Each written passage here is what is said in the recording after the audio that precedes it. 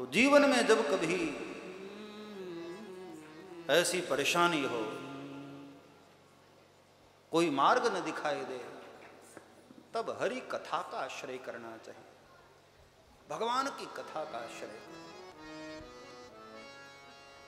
अब भोलेनाथ ने राम कथा शुरू किया, लेकिन उसी समय एक घटना घटी। दक्ष प्रजेश भये तेहि कार। दक्ष महाराज जो सती के पिता थे, ब्रह्मा जी ने इनको एक बड़ा पद दे दिया, ऊंचा पद, प्रदेश बना दिया। दक्ष प्रदेश भये तेहि काला, प्रदेश बना दिया। और आप जानते हैं पद मिलता है ना तो मद आ ही जाता है। कोई भी पद व्यक्ति को मिला, तीन के पीछे मद आ ही जाता है। मद मतलब अभिमान, अहंकार।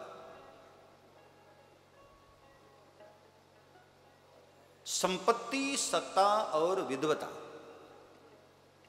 ये तीन के पीछे अभिमान आने की पूरी संभावना। पैसे वाले को भी कई बार बहुत अभिमान होता है, संपत्ति और सत्ता।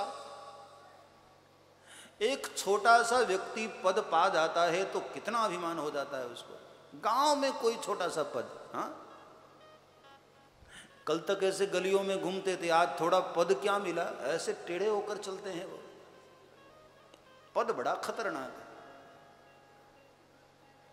संपत्ति, सत्ता और तीसरी विद्वता। कई बार विद्वानों को भी मैंने देखा बड़े अभिमान में हो जाते हैं। हमारे लोगों की भी बात हम करते हैं, विद्वानों को भी कई बार बहुत अभिमान होता है। इसलिए इन तीनों के रहते बहुत सावधान होने की आवश्यकता है। विद्वानों को भी विद्वता है ना तो और भगवान के चरणों से जुड़ना चाहिए, कहीं अभिमान न हो जाए।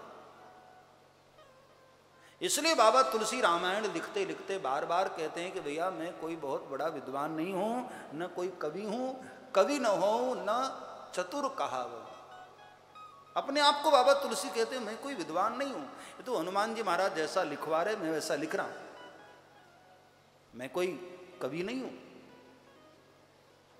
विद्वता आती है तो अभिमान आता है, पद मिलता है तो अभिमान आता है। बाबा तुलसी ने तो खुलेआम घोषणा कर दी, कौन ऐसा है दुनिया में जिसको पद मिला और मद नहीं आया। नहीं को वस जनमा जग माही, प्रभु पाई जाहि मद नाहि।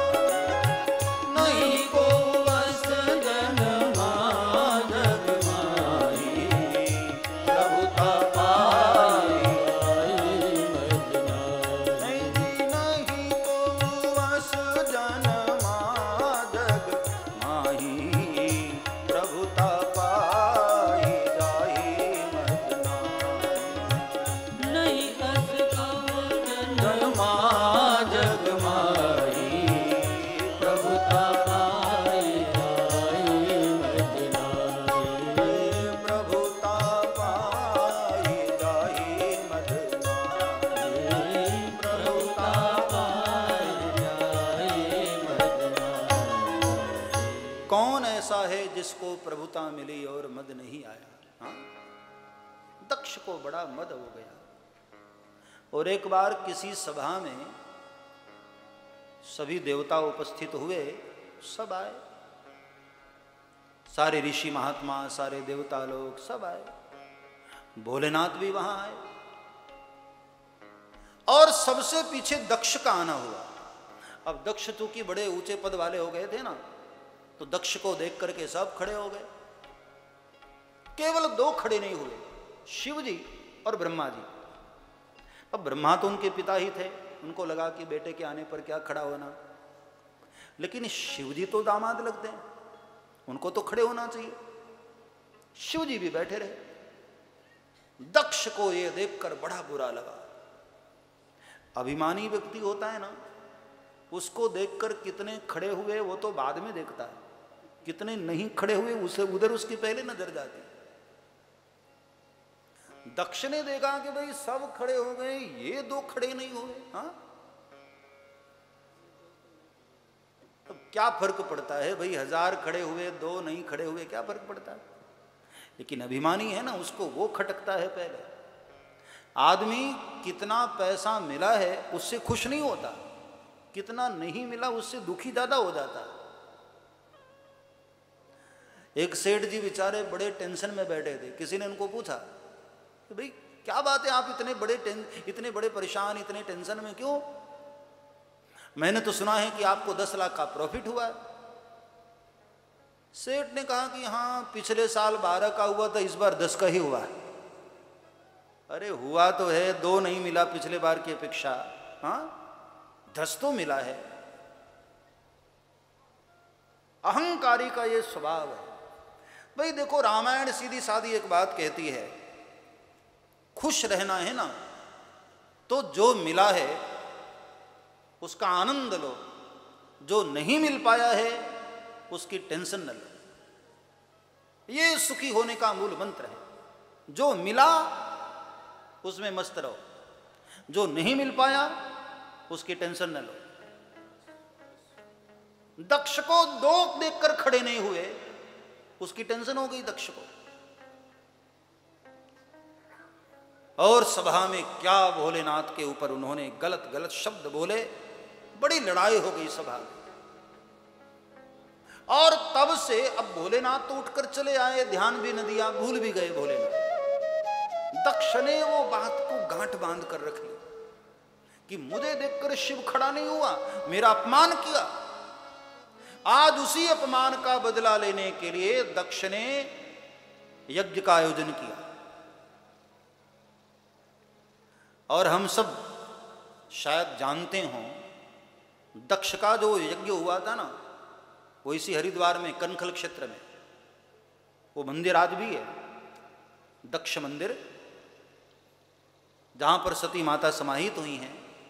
ऐतिहासिक घटना है वो। दक्ष ने यज्ञ आयोजन किया और सारे देवताओं को बुलाया, बड़े बड़े ऋषि महात्माओं सबको बुलाया, शिव को नहीं बुलाया, अपमान करने के लिए।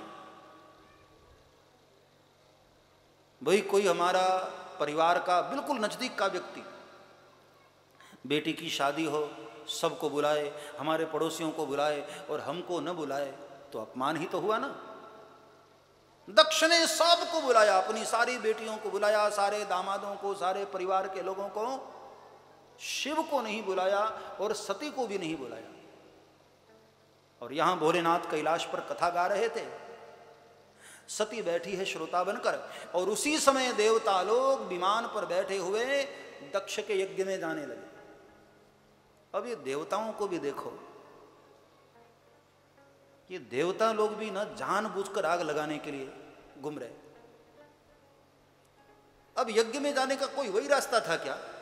और भी रास्ते से जा सकते थे, लेकिन जानबूझकर शिव को जलाने के लिए कैलाश के ऊपर से निकल रहे। दुनिया में कई लोग ऐसे होते हैं, हाथ में पेट्रोल और माचिस लेकर ही चलते हैं, कहीं जगह लगे तो आग लगाता हुआ चलो। कई लोग आग लगाने के लिए घूमते हैं।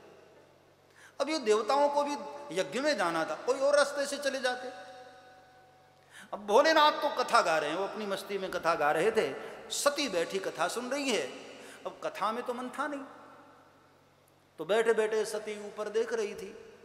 अचानक उधर से विमान गुजरे।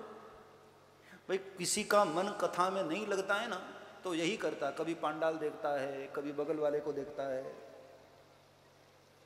सती का भी मन कथा में था नहीं, तो ऊपर देख रही थी, विमान उधर से गुजरे। सती विलोके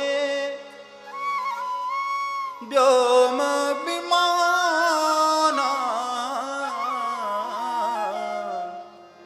जात चले सुंदर विधि नाना, जात चले